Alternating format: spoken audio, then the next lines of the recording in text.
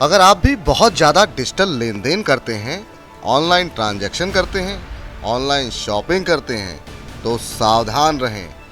जैसे जैसे दुनिया डिजिटल हो रही है, साइबर फ्रॉड यानी कि ऑनलाइन ठगी भी बढ़ रही है। कोरोना काल में ऑनलाइन फ्रॉड ने और रफ्तार पकड़ी है। अकेले साल 2021 में 14 लाख से ज़्यादा साइबर क्राइम के मामले दर्ज हुए हैं। अब सवाल ये है कि अगर किसी के साथ ऑनलाइन धोखाधड़ी हो जाए तो क्या इसे किसी बीमा में कवर किया जा सकता है?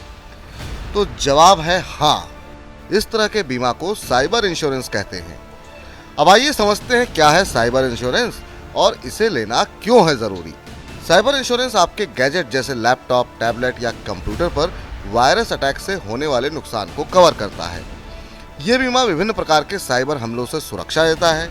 अगर कोई अहम वित्तीय या संवेदनशील जानकारी चुरा ली जाती है या गलत तरीके से इस्तेमाल कर ली जाती है तो उस सूरत में होने वाले नुकसान की चोट कम करने में भी इससे मदद मिलती है। साइबर इंश्योरेंस मुख्य रूप से दो तरह के कवरेज देते हैं। पहला है फर्स्ट पार्टी कवरेज और दूसरा थर्ड पार्टी कवरेज। कंप्यूटर को हैक करके ब्लैकमेल करना, किसी वजह से कंप्यूटर हार्डवेयर को नुकसान पहुंचना, वायरस या मालवेयर अटैक में डेटा की हानि फर्स्ट पार्टी कवरेज के दायरे में आता है।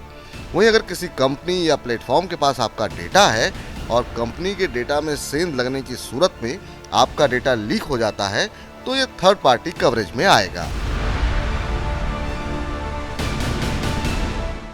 ऑप्टिमा मनी मैनेजर्स के एमडी पंकज मटपाल कहते हैं कि मौजूदा समय में साइबर जोखिम बहुत बढ़ गया है। आपके डेटा को कभी भी निशाना बनाया जा सकता है। कई बार तो पूरे सिस्टम को हैक कर लिया जाता है और जबरन पैसों की वसूली की जाती है। इस तरह के कई साइबर जोखिमों से होने वाले नुकसान की भरपाई करने में साइबर इंश्योरेंस मदद कर सकता है। अपनी ज़रूरतों और साइबर खतरों का आकलन करते हुए आपको साइबर इंश्योरेंस पॉलिसी लेनी चाहिए।